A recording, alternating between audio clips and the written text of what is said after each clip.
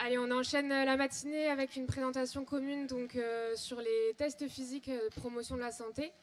Donc Erwan Tortuo qui est directeur du SWAPS de l'Université Sud-Bretagne, David Matelot qui est enseignant d'EPS à Pontivy et non pas à Rostrenin, pardon, et qui est docteur en STAPS et ancien élève du département ici.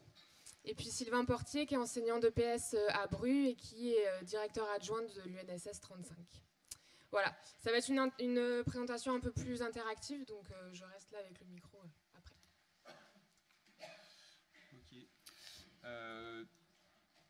Ok. L'objectif, on va commencer par rappeler le contexte sur l'activité physique et la santé, mais que vous connaissez tous très bien. Peut-être un petit focus sur ce qu'on sait des jeunes. Et ensuite, l'idée, c'est de présenter 2 journées qui ont déjà été faites sur l'idée de mettre en place des tests physiques et quel usage on fait de ces tests. Donc, une partie, Erwan avait commencé ça à l'UBS. Sylvain a fait une journée l'année dernière. Voilà, sur l'UNSS. L'idée, c'est de voir si on ne peut pas prolonger ça, un peu systématiser à tous les cours d'EPS. Donc, sur la petite introduction, l'intérêt de faire du sport ou de l'activité physique, 2 petites diapos historiques. À ma connaissance, la première étude sur l'intérêt de l'activité physique sur la mortalité, c'était en Angleterre. Ils ont comparé les chauffeurs de bus aux contrôleurs de tickets de bus, et puis les postiers de bureau et les postiers qui livraient le courrier. Et ils ont montré qu'effectivement, il y en avait qui vivaient plus vieux que d'autres.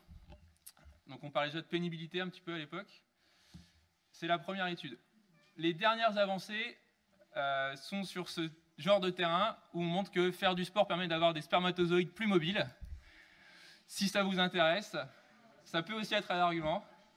Voilà, donc ça c'est les dernières recherches sur ce qu'on sait. Donc, oui, alors on reprend effectivement quelques données qui ont été évoquées dans la conférence précédente par Damien, notamment sur effectivement les méfaits de l'inactivité. Comme l'a dit Damien tout à l'heure, c'est la 4e cause de mortalité dans le monde. Moi, un argument que j'utilise aussi très souvent sur la sédentarité avec mes étudiants, c'est que souvent la sédentarité tue davantage que le tabac, donc selon l'étude de Wang et Lee, 5,3 millions de personnes versus 5,1 millions de personnes. Donc quand on fait les deux, c'est évidemment encore pire. Quand on est inactif et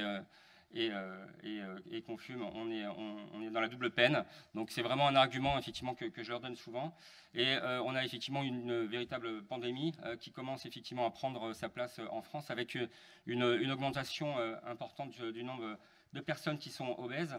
Environ 6,5 millions de la population, soit 14,5%, est obèse. Et il y a une différence entre les femmes et les hommes, environ 13,5% versus 15% pour les femmes.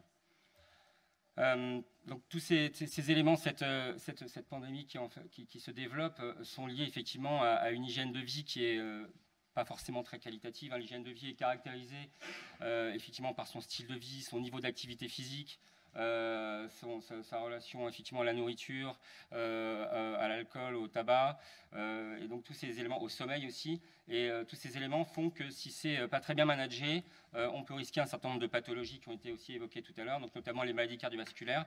Et selon l'OMS, on a pu montrer aussi que 80% des infarctus du myocarde sont évitables grâce au style de vie. Donc c'est quand même une data qui est assez extraordinaire, qui montre qu'on peut véritablement éviter ce genre de pathologie avec son style de vie, qu'on peut aussi éviter l'apparition de cancer, même s'il y a une grande variable génétique dans l'apparition de cette pathologie. 40% est lié effectivement à des comportements modifiables, donc ceux qu'on a évoqués tout à l'heure par rapport à la gestion de de vie. Et enfin, une étude aussi qui est très importante, que je trouve très intéressante, issue aussi de la revue The Lancet, étude très sérieuse, qui a montré que lorsque on cherche à améliorer, on va dire, le diabète de type 2, on a de meilleurs résultats à 3 ans et à 10 ans avec un protocole d'activité physique versus un protocole de traitement médicamenteux avec la metformine qui est un antidiabétique. Voilà, donc tout ça pour montrer effectivement que l'hygiène de vie a une influence extrêmement importante sur le fait de prévenir ces maladies-là. Donc, on parlait tout à l'heure effectivement de pandémie, donc on est à 400 morts par an, 147 000 morts par an à cause des maladies cardiovasculaires, donc c'est un chiffre quand même qui qui est extrêmement important. Première cause de décès chez l'homme et deuxième chez la femme selon l'Institut national du cancer. Et on a 400 nouveaux cas de diabète par an et quasiment près de 4 millions de malades selon l'Agence française du diabète. Un dernier élément effectivement de contexte que moi je trouve vraiment pertinent, c'est qu'on vit effectivement assez longtemps. Aujourd'hui en France, environ presque 80 ans chez les hommes et 85 chez les femmes. Par contre, l'espérance de vie sans maladie, sans incapacité, elle a commencé à reculer. Et cela nous intéresse. Hein. On est environ à l'âge de la retraite. Hein. L'âge de la retraite pour l'instant, l'âge pivot, hein. 61,9 chez les hommes et 63,5. Donc cet âge-là a tendance à reculer. Donc voilà, c'est aussi un bon argument qu'on pourrait utiliser. Voilà. Donc la conclusion, mais que vous connaissez à nouveau, hein, on avait prévu ce petit contexte, donc on passe vite dessus, c'est que peut-être que dans quelques temps, les enfants vivront moins vieux que leurs parents, notamment du fait de ce manque d'activité physique. Au passage, je vous conseille ce livre si ça vous intéresse, qui est assez pratique et bien fait sur des petits exemples comme ça de profils de personnes à qui on peut conseiller chacun dans leur mode de vie de devenir un petit peu plus actif sans aller forcément faire du sport tous les soirs. Un petit focus maintenant sur ce qu'on sait chez les jeunes. Donc quand je mets jeunes, c'est on va dire les collégiens et lycéens souvent. Ça ne concerne pas les enfants du primaire, je suis désolé. Donc l'augmentation du surpoids qu'on connaît et qu'on mesure depuis longtemps, ça c'est une diapo d'Erwan, je te pique ton... Vas-y. Donc entre 2000 et 2017, hein, l'obésité qui passe de 3,5 à 5% et d'autres marqueurs. On a aussi le poids évidemment des classes sociales, et ça c'est plutôt le domaine de Colin qui nous parlera peut-être de ça tout à l'heure. On a quelques études qui montrent une baisse du niveau, le niveau baisse en maths peut-être et en français et aussi en EPS. Ça c'est objectivé par certains papiers. Donc là c'est sur le saut en longueur pied-joint. Donc vous avez en bas la distance, hein, 80, 100, 150 cm. Si vous regardez que les deux barres du haut, voilà, c'est garçons et filles en 85 le résultat et en dessous le résultat moyen en 2015. Bon, ça se compte en quelques peut-être dizaines de centimètres. Hein, on peut dire que c'est pas beaucoup, mais sur une période assez courte, ça permet quand même de... Significatif, c'est significatif. Voilà, ça fait quand même une perte réelle du niveau sur ce test de saut en longueur. On a pareil, et ça c'est ce qui a été présenté aussi tout à l'heure sur le test navette 20 mètres ou sur d'autres tests de puissance, on montre bien une baisse. Là, au-dessus, en haut à droite, c'est entre 60 et 2000 sur les tests de puissance comme de vitesse. Ce qui effectivement amène à ce chiffre qui est très marquant, où on a une perte de 25%. Donc sur, c'est pas 600 mètres, hein, c'était 1 mile pour les puristes, donc ça fait à peu près 1610 mètres, et on considère qu'ils prennent 1 minute 30 de plus actuellement qu'en 64. Ça c'est quand même aussi assez marquant comme chiffre sur l'endurance. L'âge clé auquel ça se passe, mais ça aussi Colin revient dessus, c'est l'adolescence. Clairement on voit bien que c'est à 14 ans que ces résultats baissent. Et c'est a priori également lié à une prise de poids importante. Hein. On a ici, en pointillé, c'est toujours l'indice de masse corporelle. Donc on voit bien quand même, on a l'impression que ces courbes ne sont pas étrangères l'une à l'autre. Voilà. Quelques articles aussi, ça on le suppose, mais c'est pas facile à mesurer, que quand je suis adolescent sportif, je vais vivre plus longtemps que mon collègue adolescent non sportif. Donc il y a quelques études. Alors la première que j'ai trouvée, c'était... en 1943, ils ont commencé au Japon. Alors les tests, les tests au milieu, là, les 4 tests, donc 1000 mètres, jusque-là ça peut paraître du saut à la corde, et on demande de durer le plus longtemps possible, la distance de lancer d'un bout de bois de 600 grammes, de 300 grammes, et un parcours de 100 mètres avec une charge de 16 kg. Bon, c'était les tests retenus à l'époque, et ils ont déjà montré qu'effectivement il y avait ceux qui avaient les meilleurs résultats, donc qui sont indiqués en noir. Ici, ça c'est le risque de mortalité. Pardon, donc les meilleurs résultats, c'est les pointillés. Ils ont un risque de mortalité, quel que soit l'âge, qui est plus faible. Et surtout, après 60 ans, on voit vraiment que là, il y a une différence qui se crée. Donc le trait noir, c'est ceux qui avaient des résultats les plus faibles, et le pointillé, ceux qui avaient les meilleurs résultats à ces tests. Il y a des études dans le même genre un petit peu plus récentes. Ça, c'est sur la force. Donc spécifiquement sur le test de force, donc ils ont le test de hand grip dont on va reparler, et un test d'extension des genoux. Diminution de 20 à 35% de mourir prématurément, donc par rapport à la moyenne de décès à l'âge auquel je décède, est-ce que c'était prématuré ou pas, et par rapport en lien avec les résultats de force physique. au hand grip et au saut en longueur. Donc ça, on est aussi capable, ça c'était en Suède sur plus d'1 million de Suédois, donc c'est pareil, c'est assez lourd comme étude. Ça, de mémoire, je crois que c'était avec leur service militaire. Ils sont capables comme ça de faire passer toute une batterie de tests et ensuite de suivre les gens, parce qu'ils avaient un service militaire encore obligatoire. Et donc ça, maintenant, c'est sur le VO2 max, toujours pareil. Hein, donc, quand j'ai un VO2 max faible, ici, le risque de mourir de toutes les causes, le risque de mourir d'un cancer, le risque de mourir de maladie cardiovasculaire, plus j'avance dans mon VO2 max et plus ce risque diminue. Ça, c'est le risque de mourir d'un trauma, d'un accident, donc on comprend que ce n'est pas forcément lié, mais pour les 3 autres types de mortalité, plus j'ai un VO2 max élevé quand je suis adolescent à 18 ans, et moins j'ai de risque de mortalité. Donc dans ce contexte-là, j'espère que ça n'a pas été trop long, voilà, pour recadrer un petit peu ça, historiquement, l'idée c'est bien d'insister sur le fait qu'on a eu très longtemps un mode de vie très actif, que depuis pas si longtemps que ça, on ne fait plus grand-chose. Donc là, par exemple, Erwan avait fait cette diapo sur le nombre de kilomètres qu'on fait par jour. On estime qu'un employé de bureau, il fait 2,5 km par jour. On était à 10, voire 16 dans les anciens modes de vie qui sont anciens pour nous, mais pas à l'échelle de l'espèce humaine. Et donc, dans ce cadre-là, on a un papier pas très vieux, là, justement, dans Nature, on parlait tout à l'heure des grosses revues, qui insiste sur ça, sur l'évolution de l'homme et le fait que notre cerveau a besoin de sport. Ça fait partie de ce qui s'est construit avec. Et donc, le fait d'arrêter ce sport, ça perturbe beaucoup le fonctionnement du corps. Et donc la conclusion de l'article, ce que j'ai mis en bleu, hein, c'est que les programmes d'exercice simple à l'école sont un investissement très rentable pour une société.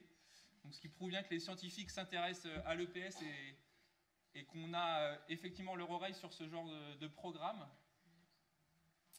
Voilà, donc maintenant qu'on a remis en place un peu le cadre.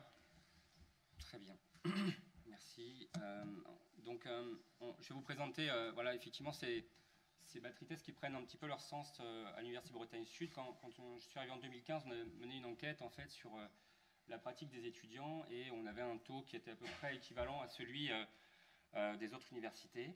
Mais on avait aussi un taux de remplissage et de décrochage au fur et à mesure de l'année qui se réduisait. Donc on a mené une petite enquête auprès de 250 étudiants et on s'est aperçu que quasiment la moitié des étudiants pratiquaient très très peu d'activité physique.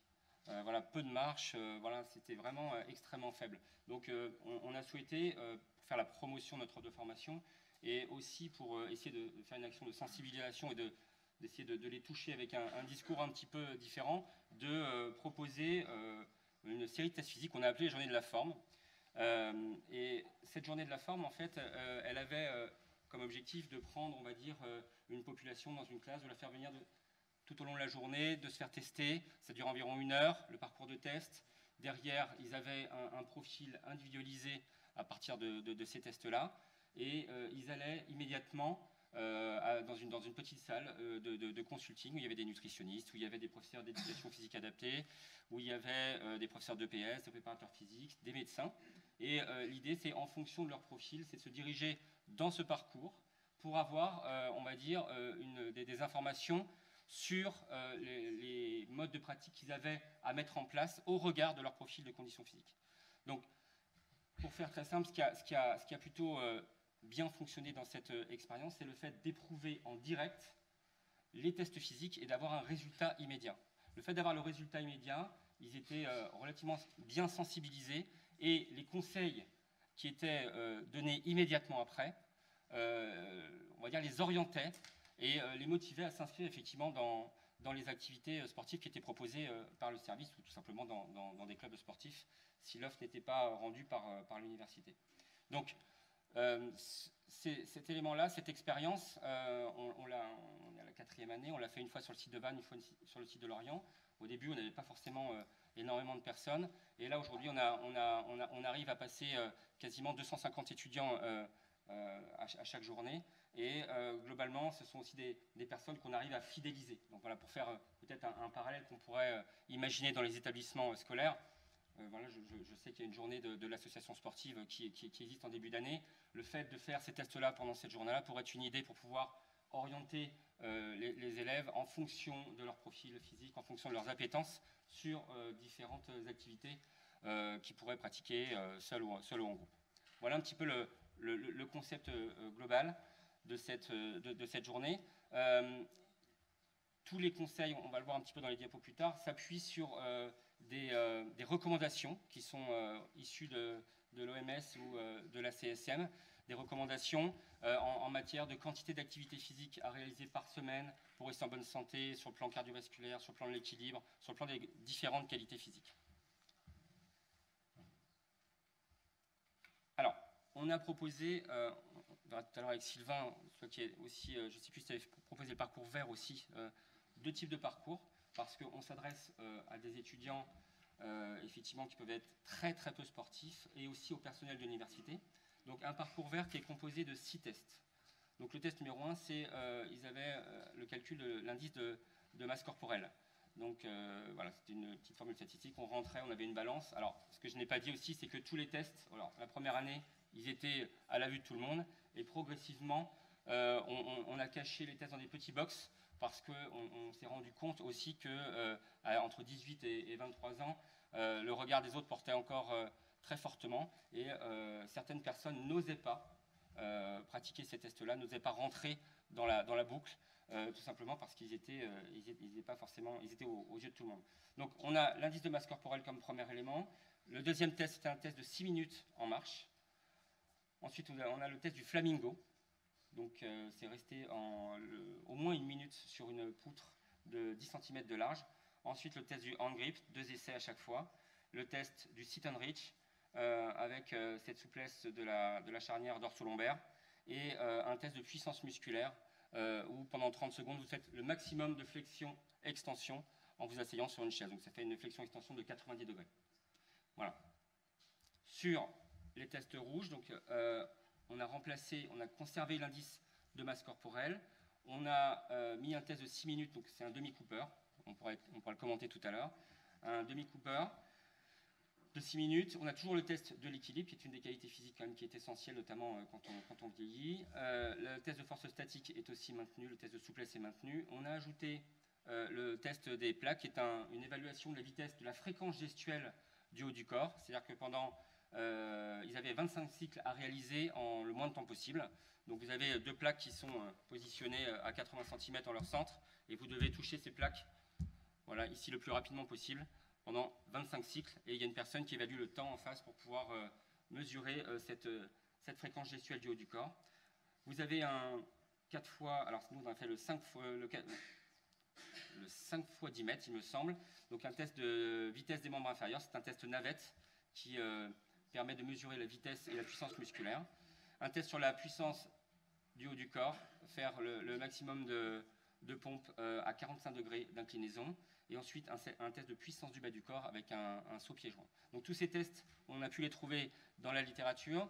Et chaque personne qui était testée avait une valeur de 1 à 5, une cotation de 1 à 5, 5 étant le meilleur résultat. Et ça permet de sortir un petit graphique, un petit spider chart. On a créé un petit logiciel qui permet effectivement de rentrer les données en fonction de leur âge et de leur sexe, de sortir immédiatement ce spider chart et d'avoir quelque chose d'extrêmement visuel. Et ça, c'était un des intérêts aussi de l'opération, c'est d'avoir ce retour immédiat du résultat sur sa performance physique. Et certains étaient effectivement assez étonnés de se trouver plutôt en bonne forme alors qu'ils étaient sédentaires. Et c'est à ce moment-là qu'on essaye de leur dire que on peut avoir de belles qualités physiques, mais être sédentaire et donc s'exposer aussi à des risques. Donc ça, c'est aussi un discours qu'on cherche à porter dans la partie consulting. Donc c'était toujours lié, on va dire, le niveau de qualité physique et leur niveau d'activité. Donc quand ils rentraient en phase d'échange, l'idée centrale, c'est vraiment de pouvoir comparer ces deux variables, la performance physique et leur niveau d'activité physique, et de les orienter ensuite au regard de ce bilan. Donc, je vous ai mis ici effectivement les différentes recommandations qui sont issues de la littérature, de l'OMS essentiellement et de toutes les données ACSM qui permettent de donner des balises, ça c'est important, c'est-à-dire qu'ils ressortent avec un carnet immédiatement après le test, au bout d'une heure, avec des repères qui sont extrêmement précis. Donc voilà, l'idée c'était, quand on a pensé cette opération, c'est d'avoir retour immédiat sur résultat et des recommandations et une personnalisation du conseil de façon à pouvoir s'orienter. Voilà, l'idée c'est de s'orienter et c'est aussi d'avoir un discours le plus motivant possible pour pouvoir les engager, on va dire, dans une activité physique pérenne. Je vais passer la parole à Sylvain, avec qui on a travaillé sur ce thème et qui a, on va dire, amélioré, je trouve, encore le concept au niveau de l'académie. Nous, effectivement, alors on va mettre une petite vidéo qui explique très simplement la journée qu'on a mise en œuvre l'année dernière au mois de mai, et puis j'apporterai quelques petites précisions après.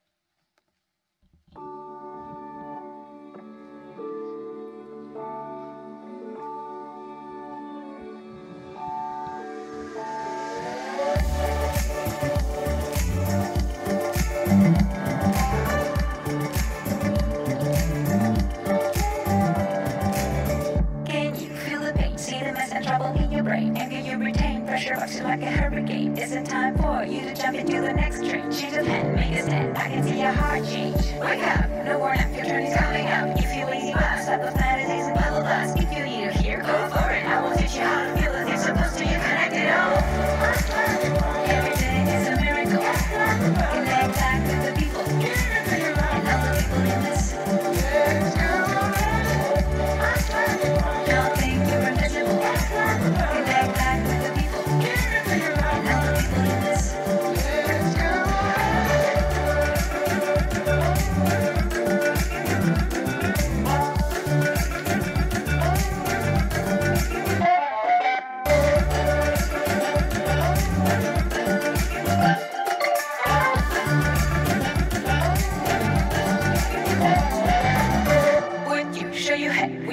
From your rest bed, running from the dead in the battle of cyberheads. You should think twice, cause they will make your brain melt. New device, better price, keep you feeling impressed. Stop it all, every day will live a miracle. Unpredictable, you don't need an upgrade anymore. Can't you see the link? Don't worry, I will teach you how to take the pill to feel the thrill and touch it all.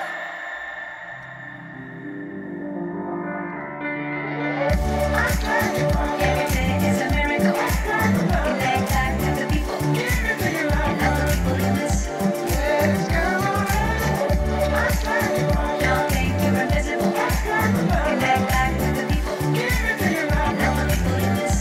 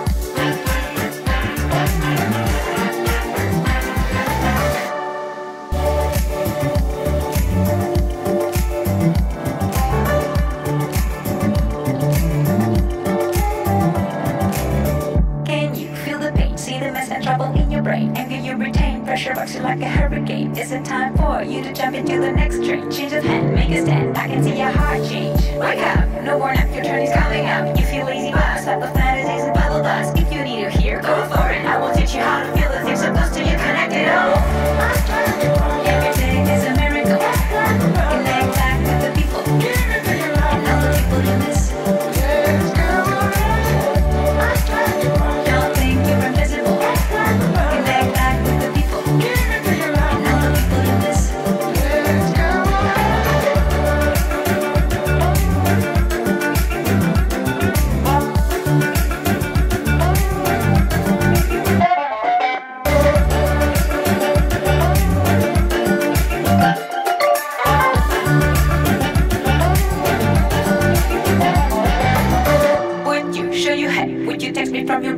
Running from the dead in the battle of cyberheads. You should think twice, cause they will make your brain melt. New device, better price, keep you feeling impressed. Stop it all, every day will live a miracle. Unpredictable, you don't need an upgrade anymore. Can't you see the link? Don't worry, I will teach you how to take the pill to feel the thrill and touch it all.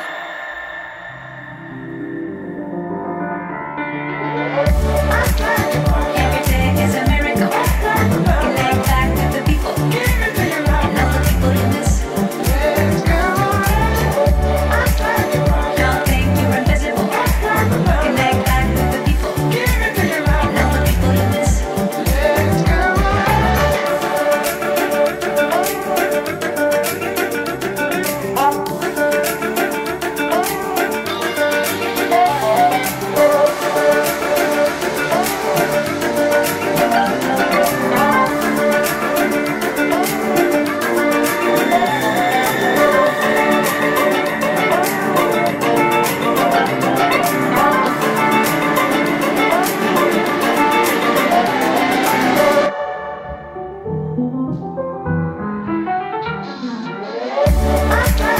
Every day is a miracle. Connect back with the people. And all the people you miss. Don't think you're invisible. Connect back with the people. And all the people you miss.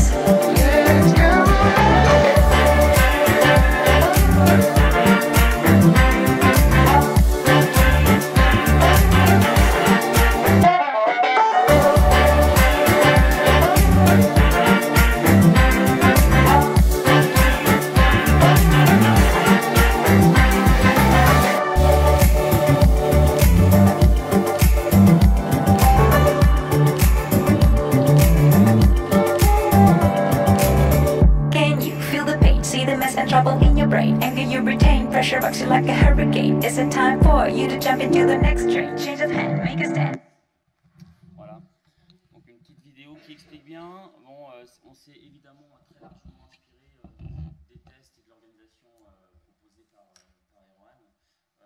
La plus-value sans doute c'était d'apporter un moment de découverte d'activité sur la thématique de la santé de la femme. C'est une thématique qu'on développe de plus en plus dans le cadre du sport scolaire. Je pense que justement le sport scolaire c'est un espace de liberté dans lequel on peut vraiment appréhender ce genre de journée et de thématique. Donc ça s'est fait dans le cadre de l'opération Bougeons ensemble, qui était un projet qui se faisait au niveau du rectorat de Rennes. Tu peux descendre. Voilà, le public cible, parce qu'on a quand même rencontré quelques difficultés. Évidemment, ça s'adressait cette journée plutôt à des élèves sédentaires, et ça a été une des difficultés. C'est-à-dire qu'on a eu du mal à les faire venir, puisque autant dans le cadre des cours de PS qui sont obligatoires, on s'adresse à tous les élèves, autant dans le cadre du sport scolaire, une des difficultés qu'on a rencontrées, c'était justement de faire venir ce public. On avait pourtant on avait pris une assurance spécifique à la journée qui permettait à un élève licencié d'amener un élève non licencié. Ouais. Et pour autant, on a eu du mal à faire venir ces élèves dits plutôt sédentaires. Vas-y, ouais. On a eu la chance, malgré tout, d'avoir un lycée, le lycée Louis Guillou, juste à côté, justement, avec des collègues de PS qui nous ont emmené des classes entières d'élèves qui correspondaient justement plutôt au profil. Donc le double objectif, comme ça a été indiqué, c'était évidemment de mesurer le niveau de condition physique et puis de les sensibiliser à une démarche d'entretien. Et l'autre aspect, c'était de bouger, de découvrir des activités de la forme. Donc après, sur la mise en œuvre, voilà, des petits, ça fonctionnait par atelier, 12 minutes par atelier, 25 à 30 élèves, et puis donc une rotation qui était comme indiqué là. Sur les temps d'attente, on avait prévu des quiz santé pour essayer de les sensibiliser aussi à cette question de la santé. Et pour les activités découvertes, donc des ateliers plus ou moins longs, 20 minutes par activité, donc c'est vrai qu'il fallait ça enchaîner, c'est vraiment une découverte, sauf pour le yoga et le pilate, on avait doublé le temps de pratique de façon à ce que ce sont des activités qui nécessitaient un petit peu plus de temps pour les sensibiliser, donc voilà. Et puis donc à l'intérieur, cet entretien individuel qui durait donc une vingtaine de minutes, avec donc un élève pour un enseignant et un retour direct sur la spider chart de chaque élève, et puis on s'appuyait aussi sur le livret de recommandations dont Erwan a parlé tout à l'heure. Voilà, comme partenaire, évidemment, l'UBS et le SWAPS, grâce au soutien logistique et humain d'Erwan. On avait aussi, on a signé une convention avec l'UFRAPS, hein, donc on avait des étudiants, notamment de la filière APA, qui étaient là pour nous aider. C'est une journée qui demandait pas mal de jurys, puisqu'il fallait, notamment pour faire passer les entretiens, c'était une vingtaine de profs déjà, et puis après pour les activités découvertes, faire passer les tests, c'était assez exigeant en termes de nombre de personnes dans le jury. On a eu un soutien financier de la MGN. Et donc, on était en lien aussi avec la Fédération française d'aviron, puisque c'est le conseiller technique départemental qui a animé le stand Ergo Aviron qu'on a pu voir sur la vidéo. Voilà, ça c'est quelque chose qui est complémentaire. Cette année, on a lancé un groupe de secteur sur cette thématique de la santé. Et le bilan de notre première demi-journée de réflexion, c'était ça justement. C'était que s'il doit y avoir, en gros, on s'est fixé deux axes de réflexion, deux pistes de réflexion. Le premier axe, c'est vraiment donc ça a trait au repérage des élèves. Donc c'est bien, l'objectif, c'est bien d'effectuer un diagnostic pour identifier les élèves qui ont un déficit d'activité. Et une question importante qui est à avoir avant de commencer, en fait, c'est de définir quelles sont les composantes de la condition physique qui nous semblent être importantes, en sachant qu'elles ne sont peut-être pas les mêmes au collège et au lycée, et donc ça nous semble important d'avoir une réflexion là-dessus. Et ensuite, une fois qu'on a défini les composantes de la condition physique, il faut choisir les tests les plus appropriés. En sachant que, à notre sens, il y a trois choses qui sont quand même très importantes. C'est qu'il faut qu'il y ait une reconnaissance et une validité scientifique. Donc ça, c'est très important. Il faut aussi qu'il soit simple à mettre en œuvre. Et il ne faut pas qu'il y ait de confusion, d'interprétation au niveau des résultats. Une des difficultés auxquelles on a été confrontés, nous par exemple, dans la mise en place des tests, c'est le fait que la réalisation peut être plus ou moins objective. Sur le test du Flamingo, par exemple, le test de l'équilibre, c'est quoi un déséquilibre? Est-ce que c'est à partir du moment où les mains seulement décollent du corps, ou bien on peut accepter que ce soit un déséquilibre?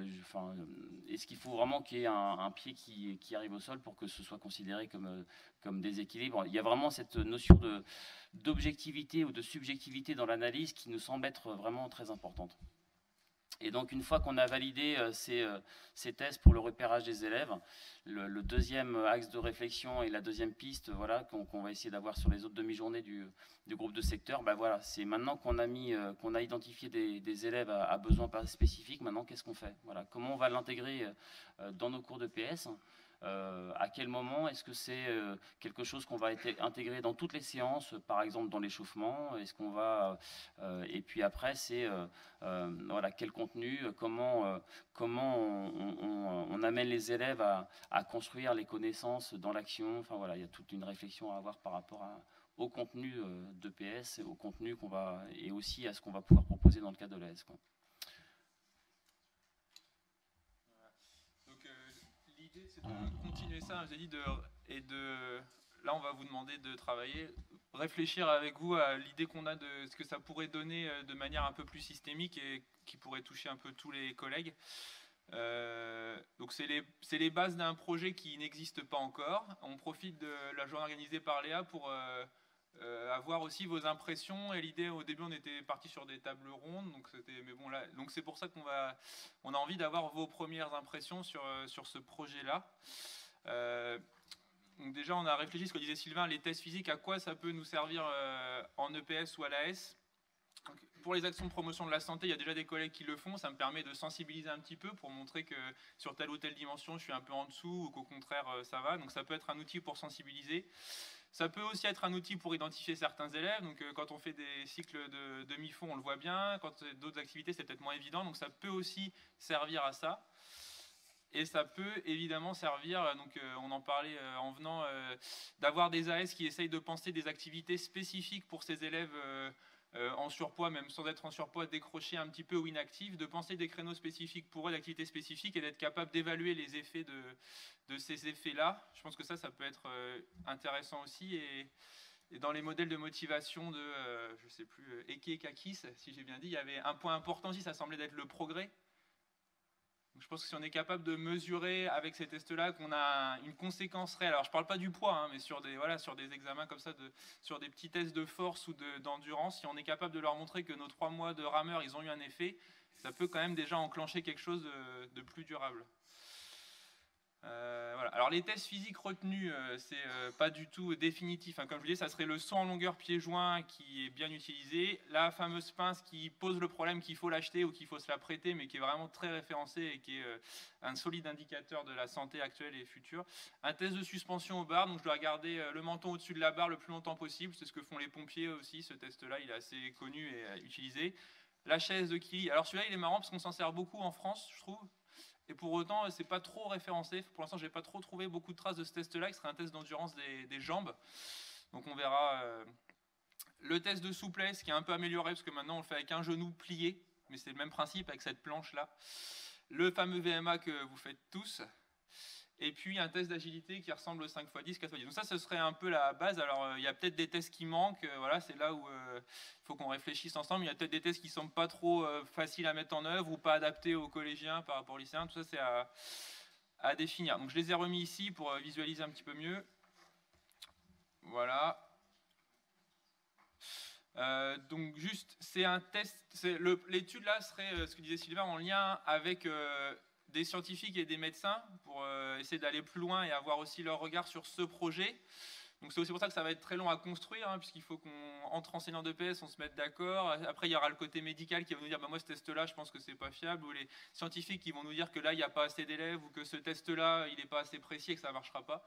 Donc ça risque de prendre un petit peu de temps, mais voilà, on est en train de commencer à y réfléchir. Donc les acteurs principaux au-dessus, ce serait le département sciences du sport ici, la médecine du sport de Rennes, évidemment le rectorat. Je pense que l'UNSS aussi aura un rôle important à jouer, notamment sur les créneaux AS ou sur la gestion logistique peut-être du matériel, s'il y aura du matériel à acheter. J'imagine que la région pourra être sollicitée. Enfin voilà, ça c'est... Pour l'instant, rien n'est fait, rien n'existe, mais c'est le projet actuel. Petit clin d'œil aux historiens qui se réveillent. C'est pas un projet nouveau, puisque Monsieur Lebouch, qui est le local de l'étape, comme a dit Jean-Nicolas, avait déjà en 61 émis l'idée de mettre en place des moyens rationnels d'appréciation des mesures en éducation physique et donc délaisser les épreuves classiques, c'est-à-dire faire des matchs ou des compétitions trop complexes pour faire une batterie de tests unifactoriels pour apprécier la valeur motrice. Bon, je ne sais pas si on y arrivera, mais c'est quelque chose qui semble historiquement déjà bien présent. Voilà, donc là on attend de vous... Là, ça peut être aussi sur les projets d'Erwan et Sylvain, mais de voir ce que vous en pensez. Merci. Merci à vous. Merci.